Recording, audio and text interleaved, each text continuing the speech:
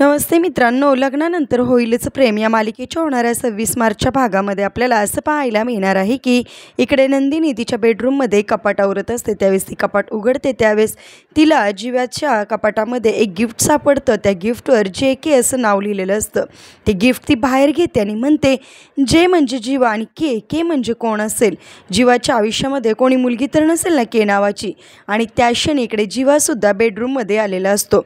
त्यावेळेस लगेचच नंदिनी त्याला असं विचारते की हे काय आहे, तुमच्या नावामध्ये तुमच्या आयुष्यामध्ये कोणी के नावाची मुलगी होती का? त्याच वेळेस इकडे जीवासुद्धा हो होती असं उत्तर देतो। त्यावेळेस नंदिनी मग कोण होती ती मुलगी असा प्रश्न विचारते। त्यावेळेस जीवा हा शांत बसलेला आपल्याला पाहायला मिळतो। आता खरोखर जीवा काव्याच ती मुलगी आहे सत्य आता नंदिनीला सांगणार का? आणि हे कळल्यानंतर नंदिनी नात्यामध्ये काय मोठा निर्णय घेणार हे पाहणेसुद्धा इंटरेस्टिंग आहे। तुम्हाला काय वाटतं कमेंट करून नक्की सांगा आणि असेच मालिकेच्या पुढील अपडेटसाठी चॅनलला सबस्क्राईब करायला विसरू नका। धन्यवाद।